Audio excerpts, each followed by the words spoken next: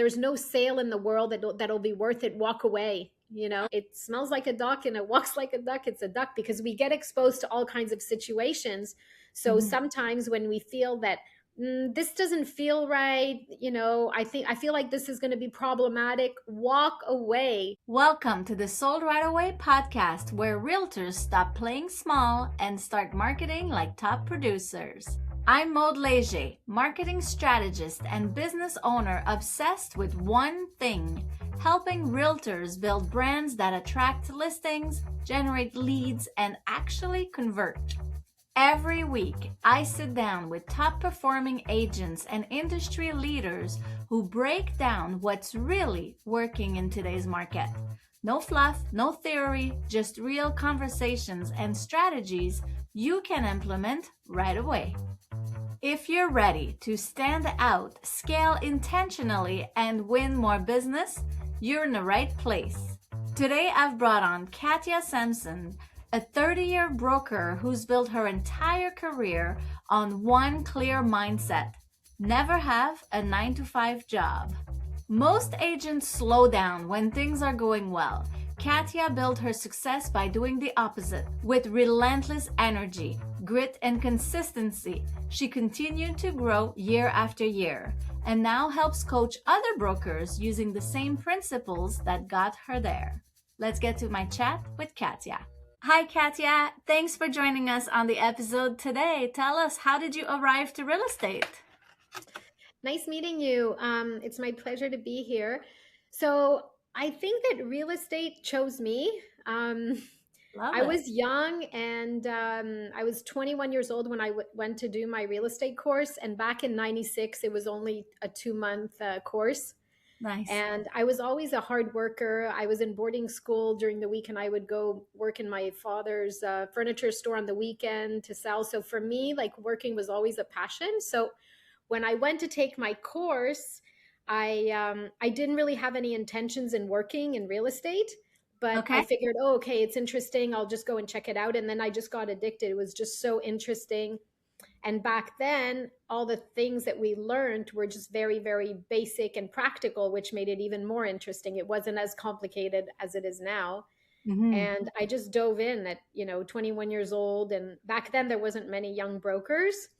So Yeah. it was interesting. I was hanging out with all middle-aged women, and I loved it. And I just, obsessively got into it. And, 30 years later, I'm still there. Things have evolved, Yes. which keeps it interesting. But yeah, and I like people. People think it's about the houses, but it's really not. It's really about the relationships with the clients, and managing the transactions. And yeah. Yeah, I can see that. And then I guess with your dad, you said he had a store, so you had the business mindset, the entrepreneur mindset. Did you know you had that in you? Not really. I mean, it was just, and before that, I had like a grass cutting business. So the only Okay. job that I really had working for somebody else was when I worked at the SAQ. Okay. So my cousin was an employee at the SAQ, and she got me in when I was, I think, 18 years old. And I worked there for maybe a year or two. And that was really the only job that I had where I had to report to somebody. Love it. So I don't know. It was always just natural for me to, you know, do my own thing. And I have a lot of initiative and discipline. Mhm. So, it just made it easier.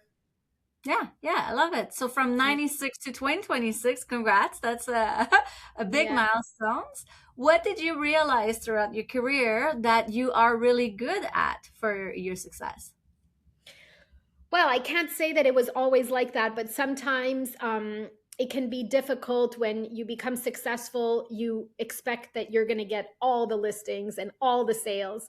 And I Love would it. think that, doing that adjustment, being able to, talk to myself and, forgive myself when I wouldn't get a listing and not dwell over it. I think that that was really important. So I figured that out quickly enough. I mean, you need Yeah. that drive at the beginning where you're, so driven that you want everything. You want to win all the negotiations for your clients. You want to get all the listings. So I think that having that adaptation, to just understand and be able to, have that grit Yeah. really allows people to stay in this business for a long time because it can be very challenging. There's Yeah, disappointments, there's ups, there's downs. I can So, totally see that for sure. yeah. Mm. What would you say is a valuable lesson that you've learned that for you is something that must happen in your business or you must do for you to be successful? You really have to be disciplined. You Nice. have to have a schedule where you're checking in and you have these tasks that you're doing repetitively. Because if Yes. you miss a beat, it's going to cost you and sometimes the client an opportunity. And that's really hard to live with. So we can't afford to, stay away from our phones and messages when we're in negotiations. Or this morning, I was just talking to a colleague and he had an offer on, he was getting an offer on a property.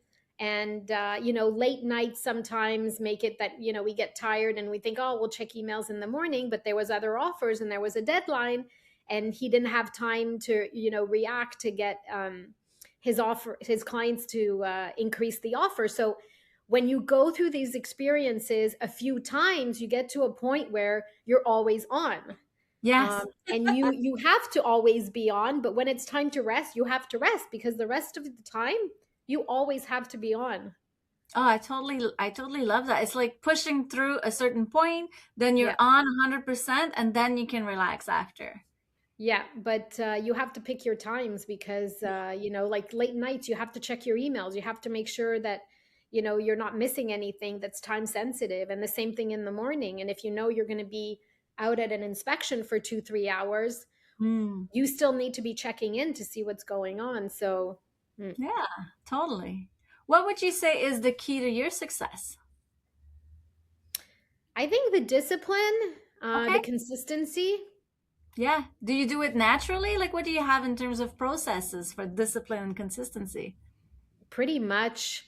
Um, I automatically, in the morning, the first thing I do is always check emails. Even if I'm on vacation and I'm going surfing at 6 in the morning, I'm checking my emails. I'm sending whatever came up on the market to clients. I don't, I remember one time I was on a liveaboard, like a boat with Okay. no reception for Uh-oh. 10 days. And it was such a weird feeling because for me, checking the market, updating my clients is just something that I do every day, no matter what.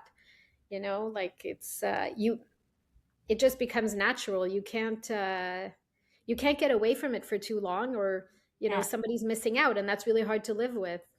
Yeah, totally. And then you have like that fear when you're 10 days away from it that something's not it's not right. I Yeah. get Well, it just becomes part of who you are, right? It's like if you drink coffee every morning, yeah. you feel weird when you're not having the coffee. Well, it's the same thing. For now, there was one time I was at my cottage with a friend of mine. We were watching the tennis game. I'm sitting on the couch on my computer, and he goes to me, "You work all the time," and I was like, "I don't." While I was working, and that's when I realized that a lot of it was unconscious. Yeah. So Yeah. it just Constantly on. becomes who you are. And also, Mhm. I have this yoga teacher that I really like. He once said, he does a lot of talks about mindfulness, and he said that if you don't put your personality into your work, you're going to have a burnout. And I Oh, think it makes a lot of sense. So if yes. it's not natural for you, or you're not doing it for the right reasons, it's not going to last. Mm, totally. Yeah, I've heard before, like if it doesn't give you energy, it drains your energy. So if you're loving it and you're checking your market and your clients and your emails, then it's giving you energy. So it's getting you going. Exactly. Yeah. Hmm. So that's interesting because one of the question I have is what is your definition of success? So what would it be for you? I think it's staying balanced and being able to have a healthy life throughout this, um, you know, chaotic schedule. Yes. So when I'm able to balance things out, I go to the gym every day unless I have a super early signing, and even then I'll manage. But being able to do that, when COVID happened, I was able to eat 3 meals a day and have time to eat. And so now I always try to take the time to book time for lunch, and I tell my colleagues the same thing. So I find that being able to succeed and perform, but to still take care of myself and get my sleep and, eat healthy foods and go out and exercise, for me, that's success. Like Yeah. I'm feeling good and I'm not putting anything aside that is a priority for me. Yeah, totally get it. I can feel like you're loving it, so you're never gonna burn out. Like Yes, that's and the also our clients are getting the best of us when we are rested and we feel good. So somebody that's working all the time and is unhealthy and not eating well and, like consuming alcohol and there's no way that your brain is working well and that you're on the ball as much. So I Mhm. find that it's an investment in my business and it gives me a peace of mind. Yeah, So I love it. I love it. Very cool. Another one, it would be if somebody was to shadow you for a week, what would be surprising to them about you? You're laughing. yeah. Well, my colleague that started working with us 2 years ago, we spent a lot of time together at Yeah. the beginning. I mean, not 24 hour, not 24/7, but enough that he was like, whoa, I didn't think it was like this. Um, I think if there was a camera following me around, they would wonder like how I'm still going. Yeah. Because it's pretty, and also there's always unpredictable things, right? Like, you think that you have a set day with some certain appointments and things happening and everything changes because Mm. somebody calls and they want to sell their property, or there's an offer that's coming in, or your client wants to make an offer on a property. So there's often times where you think that you have a schedule and you have to turn around quickly without neglecting what your plan was, Yeah. and you know service whatever is happening so that nobody misses out. So that can be, it's a lot of multitasking, Yeah. but by staying organized. So yeah, it's Okay. Oh, interesting. yeah, interesting. Like that's the key word here. Interesting. Keeping you energized, keeping you busy. I can feel like you're jumping from one thing to the next, but without compromising again your structure that you had Yeah, in so place. that I think that is really the success in it, is being able to not neglect things when you're juggling so many things at once, but sometimes it's very challenging, I have to admit. Yeah, for sure. If we were to talk about marketing a little bit, in terms of marketing for you and your business, what's working really well right now? It's repetitive things and also different things. So like we in our neighborhood, we have a big billboard that's up most of the year. So when people see it, they're like, oh, they're in town, they're working. And then they're getting our flyers in the mail or our letter, or they see us on social media. So it's really a little bit of everything, but also the consistency of always being present. Our Mm-hmm. newsletters, you have to cover all the angles and without it being too much. um, you know when people see you regularly in different aspects, whether it's social media, or they're getting an email, or they're seeing your listings, your sign up, then that gives the message to the client that, oh, these people are active, and they have their ear to the street, and that's who people want to deal with. Mm-hmm. Yeah, yeah. Being like top of mind, being in their face, no matter where they are. If they drive around, they see you. They're on their phone, they see you. They get a newsletter in the mail. I get Yeah, that. It's not too all, much, but yeah, the consistency. yeah, it's a consistency and multiple touch point, I guess, Exactly. would be what you Mm. mean. Yeah, yeah, very cool.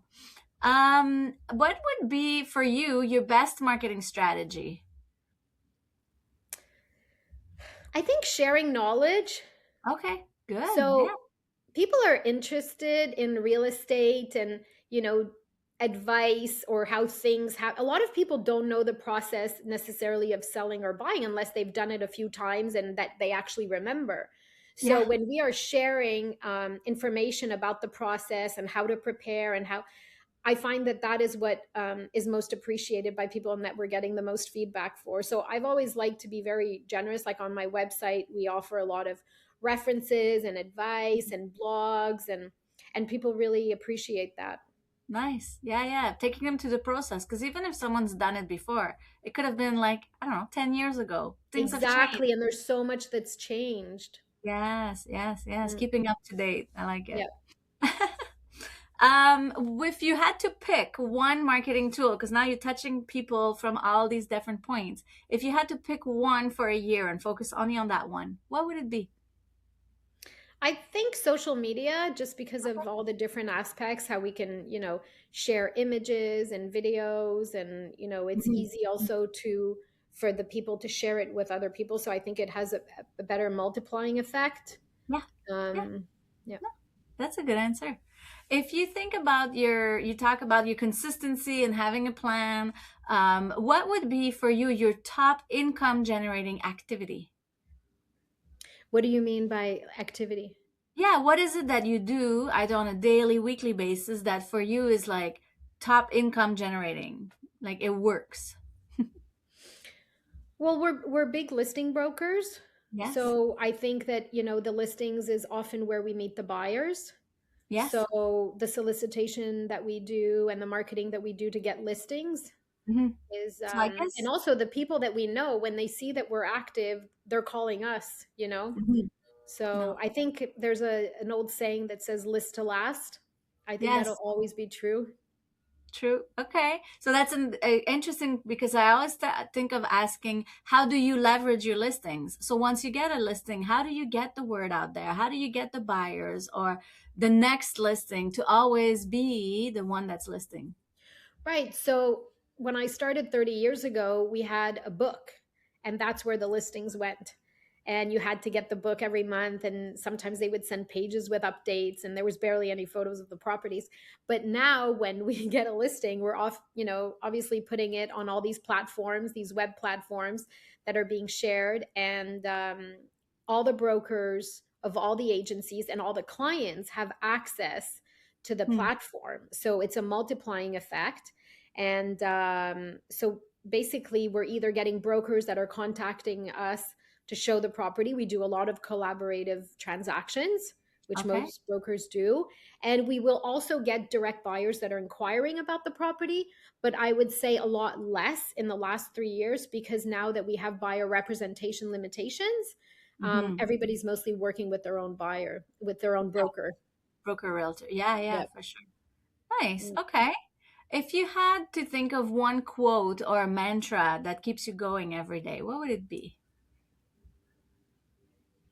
Well, I can't imagine having, a 9 to 5 or redundant job. Okay. So I don't know that it's a mantra, but I just find that, like, the diversity of our work is what makes it interesting. Yeah. It's not a mantra, but I know that, the excitement of not knowing what comes every day is definitely something that keeps me going. Nice. Yeah, that's a really good answer. Actually, it makes sense. You've been your own entrepreneur since you were so young that you this is what keeps you going, I knowing think that. that all real estate brokers have to be entrepreneurs, because it's, the sacrifices that we make, Mhm. is only for people that are comfortable with that, and that can leverage, and that see the value in doing all the sacrifices. Yeah, yeah, I Yeah. can see that for sure. Yeah. Very cool. Tell us, what is the best advice you've ever received? The best advice I've ever received. Well, the manager from my office when I started, Bill Palmer, who's still around and is great. I don't think I would have stayed in the business if it wasn't for him. But Love. he basically told me that he had seen a lot. I think he's been in the business for maybe 60 years, or, well, maybe not that, maybe 50. Okay. Um, but he told me that what happens with a lot of brokers is that they do all these things to become successful, and then they stop. And yeah, so because they think that, it's acquired, and they take it for granted, and, a little bit of entitlement, and you can't do that. So Mm. I was a real sponge, and I listened to everything that I could hear from other people that were saying. So I always made sure, no matter how busy I got, that I was still doing everything that I needed to do before I got busy, because you can be busy for a few days because there's things happening, but whatever you were doing to get that business, you got to keep doing it. Yes, smart. Mm. Yeah. Smart, because you'll end up at a point where you build a bunch of business, you were busy, and then now you're slow. So no Yes, luck. it can fluctuate a lot, especially when you're starting out. So, Mhm. they would see these brokers back then that would, do all this advertisement and follow-ups and mailings or, whatever it was. And then they get a few sales and then stop thinking that everything was going to come to them regardless. And, that's just not realistic. Yeah, that's a great way to explain how to build a successful business Yeah, well, sustain. it's all about consistency, right? Like, don't stop Mhm. doing what got you the business. Yeah, smart. Smart. Yeah. Very cool. Before we end today, now it's 2026. How will you end the year strongly, or how will you make sure 2026 is a strong year for you? Um, Now that I'm a team leader, I like to tool the brokers that are working with me so that they do well and they stay balanced and that they feel good about their numbers and their performance. So for me is just, being a good coach and being able to tool them well. That's really my Hmm. number one goal. Okay, I love it. So I guess that brings me to find out what is the best advice you tell realtors when you're helping them and coaching them? Well, the follow-ups, Yes. and also all the tools that we use to make sure that they use them, which sometimes at the beginning they're like, what is this? It's driving me nuts. And then they realize how important, how efficient it is. Mm-hmm. So it's, and also telling them about my experiences that I've had that have taught me why I've become this way, because I don't necessarily want them to have to go through the whole experience if I'm, handing it over to them so that, Mm-hmm. they have the right protocol to be efficient and, not miss a beat and be able to balance everything out while still providing top service. I mean, I think that's the real challenge. Yeah, So yeah. I can see a juggler right now, like juggling all these balls and then totally, not totally. dropping me. Huh. Very Yeah. cool. And you talked about experience. Would you have a story or an experience of a valuable lesson you learned from one of your experience or mistakes? Well, yes, for sure. And I tell this to the brokers that I work with is when you feel that something is fishy and something is risky because, you know, somebody wants to do something that might not be right, there's no sale in the world that'll be worth it. Walk away, and Bill Palmer used to say that, it smells like a duck and it walks like a duck, it's a duck, because we get exposed to all kinds of situations. So Hmm. sometimes when we feel that, this doesn't feel right, I feel like this is going to be problematic, walk away. You never want to be so desperate that you're going to be engaged in these transactions that are going to cost you, like sleepless nights and, a lot of stress. It's never worth it. I love it. Never worth it. You're right. Yeah, Yeah. sometimes you have to say no to business, and it's hard when you're your own business and you're an entrepreneur. Well, if you're doing enough volume and you're doing well, you're never that desperate. You're never one sale close. So, yeah, Yeah, you I choose your love it. integrity over anything else. Yes, no, great advice. Thank you. Thanks for sharing all this. Where do we connect with you? Where do our listeners can find you online? On our website, katiasamson.com, or Katia Samson Real Estate Group on Instagram and Facebook. Okay, awesome. Well, thank you so much for your time today. I think that Thank you, was Node. very good information. It was really fun. Yes, fun. Thank you so much. Great. Thanks. Thanks for tuning in the Sold Right Away podcast, where serious realtors come to think bigger, execute smarter, and win more listings. If today's episode challenged you, sharpened you, or made you rethink how you're running your business, don't just listen and move on. Subscribe and leave a review. And now, I want to know, what's the marketing bottleneck in your business right now? Consistency, leads, winning listings? Don't guess your way through it. Book a 15-minute strategy call with me at soldrightaway.com. Together, we can build a plan that actually moves the needle. Until next time, keep working and keep growing.